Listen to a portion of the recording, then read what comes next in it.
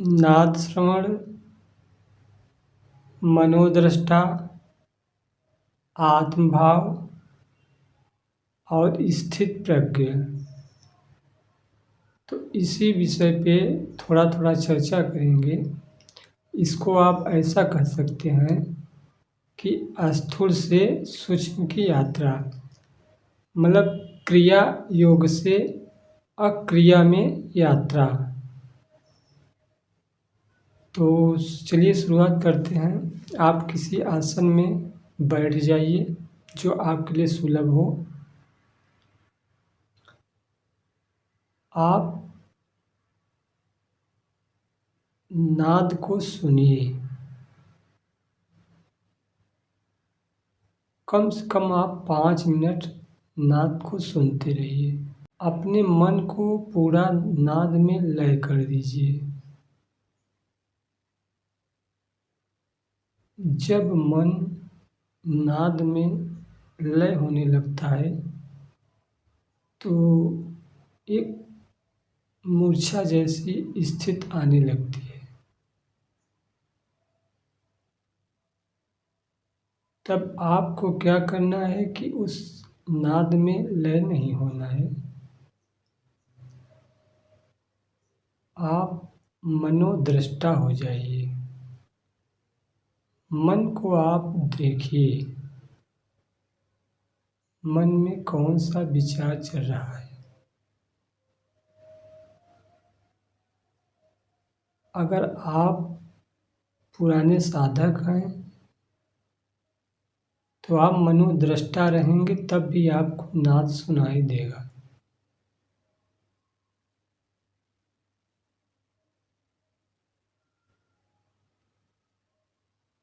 तो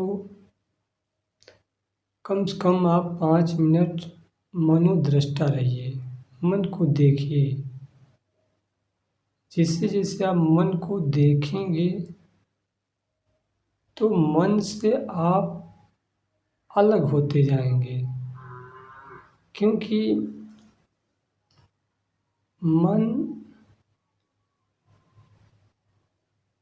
मन जड़ता का अंश है और आत्मा चेतनता का, यानी दोनों एक में मिले हुए हैं। दोनों एक में मिल कर के ही संसार का काम करते हैं,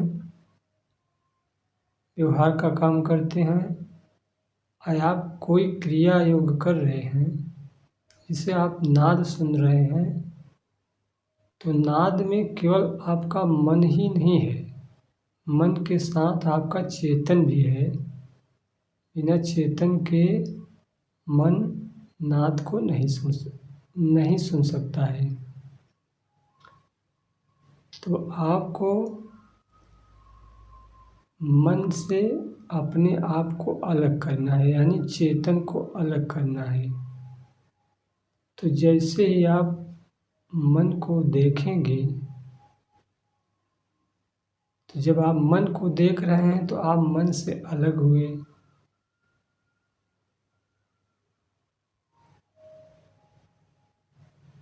मन को देखते देखते फिर एक मूर्छा जैसी स्थिति आने लगेगी।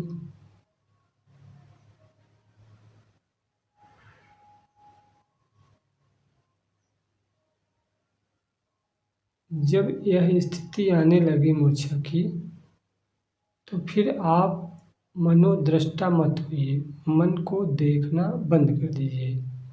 अब आप आत्मभाव में आ जाइए।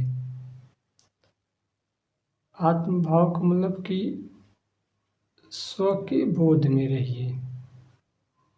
स्व का बोध मतलब अपने होनेपन का बोध।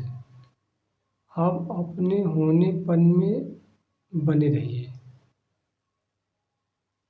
इस अपने होनेपन को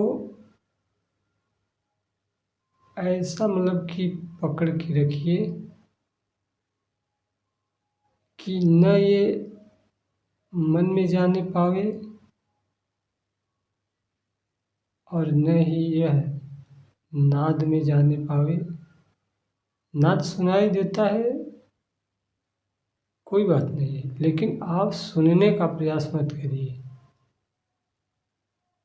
कोई विचार आ जाता है, आने दीजिए, लेकिन अपने से मतलब प्रयास मत करिए, मतलब कि मन को देखने का। आप प्रयास आप कर रहे हैं आत्मभाव में रहने का, मतलब साक्षी भाव में रहने का।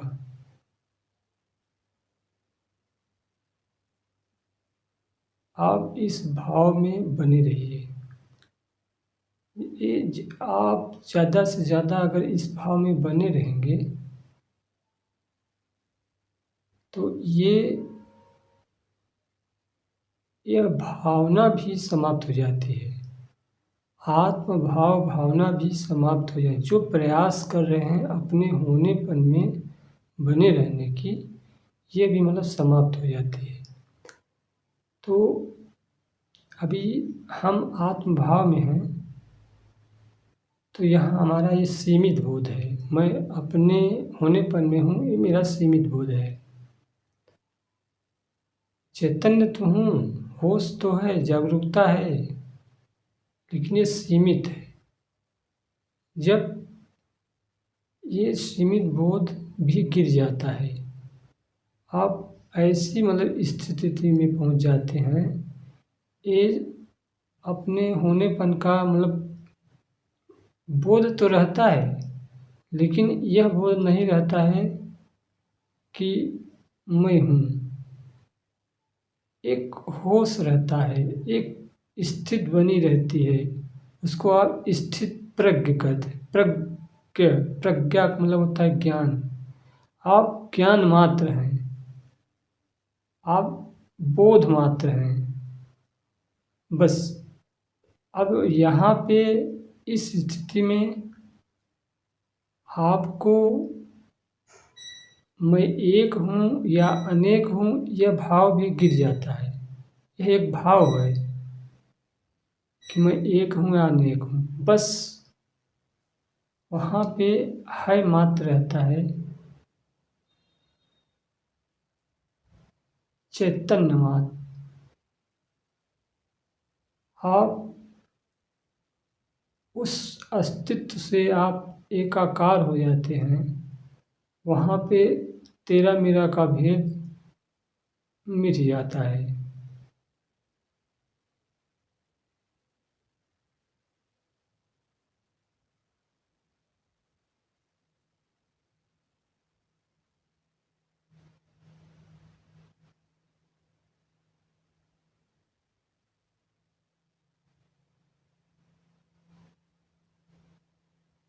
एक क्षण के लिए ही सही, एक क्षण के लिए ही सही, लेकिन वही असली आपका होनापन है।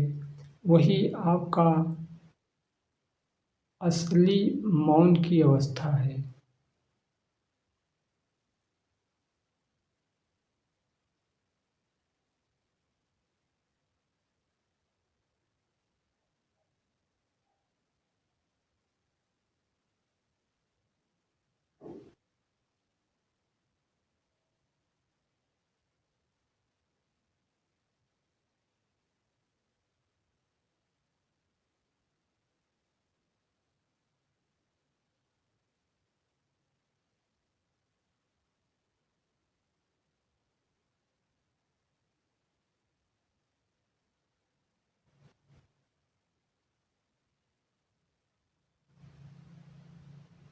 नाद सुनाई देता है, कोई बात नहीं है,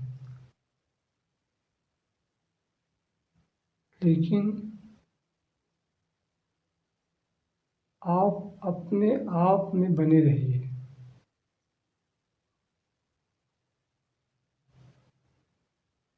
आप अपने आप में बने रहेंगे तो वो ऑटोमेटिक वो स्थिति आ जाएगी। स्थित प्रज्ञ की वो स्थिति ऑटोमेटिक आ जाएगी। उसमें प्रयास नहीं करना होता है, वो परिणाम है।